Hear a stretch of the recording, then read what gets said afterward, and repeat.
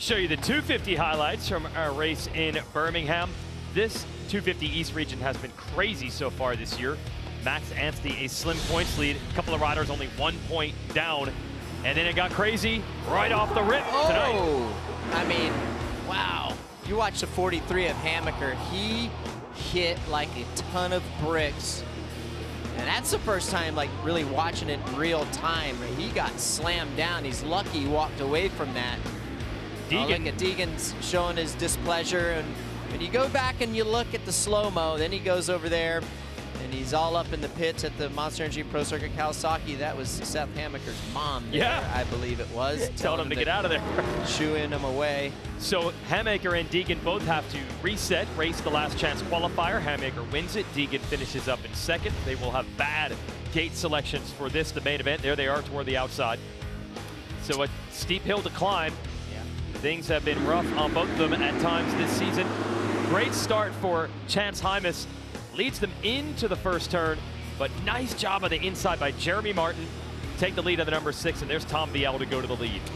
Credible ride by Tom Vialle, credible weekend, what do you say? I mean, coming off the dub at Daytona, then backing it up here. The only thing he has left to do, go to Indianapolis, win with a set of whoops. Now, this is where it starts right here. You see Deegan goes off course along with other riders.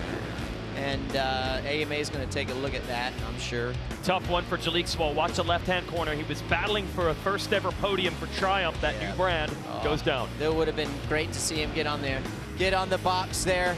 But we talked about in the broadcast, he leaned the corner over too much, and then Mac's bike expires. And I hate this for that Firepower Honda team. They've had a good run going so far. Huge shakeup. That was the series leader coming in, and his bike was done. He knew it.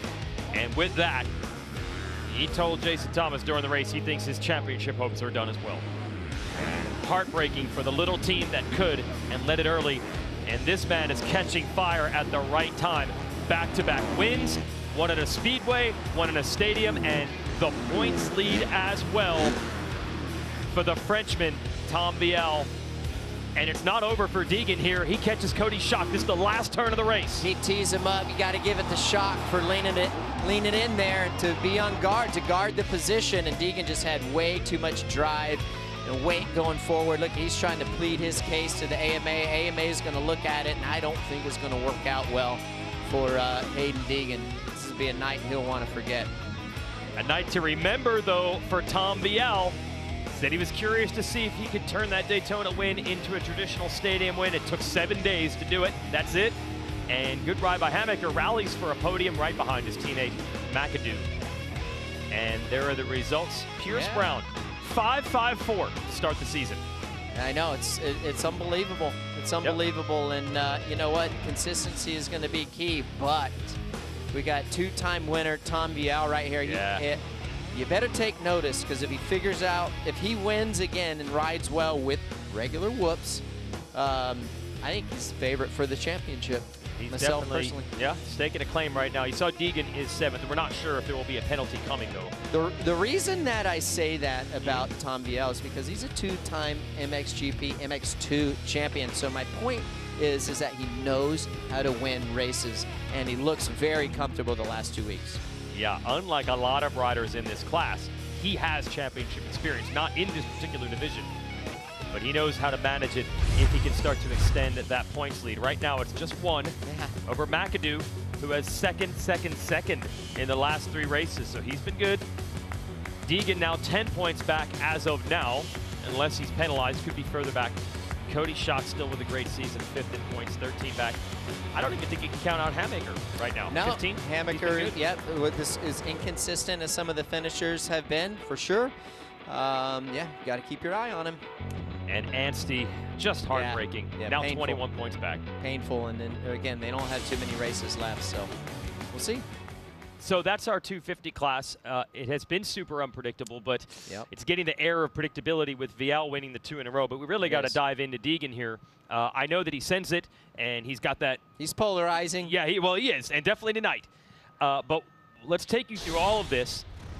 Look, he rides aggressively, and even off the track that spills over here. I mean, I understand his frustration with the 43. The 43 gets checked up by Deegan's teammate, Bennick, and there's nowhere for Hammaker to go. Could Hammaker have slowed down? Of course he could, but he's in the moment. Things are happening so fast. I think it was a racing incident, but at the same time, Deegs could have, in my mind, gave a little grace, gave a little more room. He was coming over at a pretty sharp angle.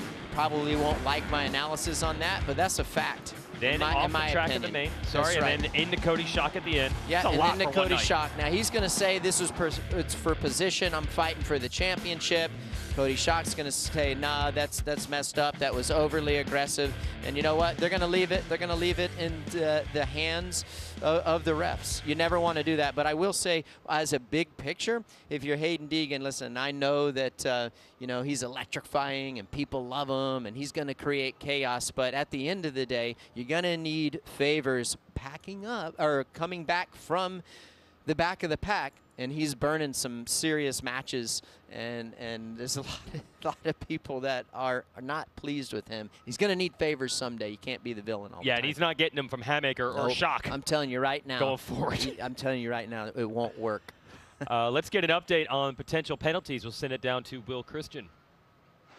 Thank you, Jason. That's right. The big question, obviously, for the night there for Haiden Deegan and Mike Pelletier. Thank you for joining me from the AMA. So decision has only just been made. You've come out. We appreciate you sharing that with us. Has there been a penalty given, and what was it? There has been. We reviewed all riders that went off the racetrack to start the 250 main event. We determined that Haiden Deegan did gain an advantage while off that racetrack and has received a 2-position penalty. Okay. Are the team aware at this point? Yes, they've been notified, and the results are being posted now. We appreciate it. Thanks ever so much, Mike. So there you go, guys. Yeah, 2 positions for Haiden Deegan. All right. Thank you, Mike, and thank you, Will. So that penalty is exclusively for the off-track excursion early in the main, not for the incident with Schock. Yep, not for the incident with Schock. It'll be interesting. It'll be interesting to see what AMA does for that collision there in the last corner. Now it's the last corner, last lap of the main. It's 4 points. We'll just have to see what happens. But this is the incident that he was penalized. Had he not done this move, I want you guys to watch right here. As soon as he grips it and goes for it now, he was behind the guys. He's behind a Honda. Let's look over and see if he gets back. Yeah, see, it's hard for me. I need to see the full view. Yes. I need to see the full view. I haven't seen the full view, but nevertheless, that was a penalty, and got to take your medicine. 2 positions, and the position he was in will probably cost him 2 points in the championship. As for the 250 division, what are you looking for there?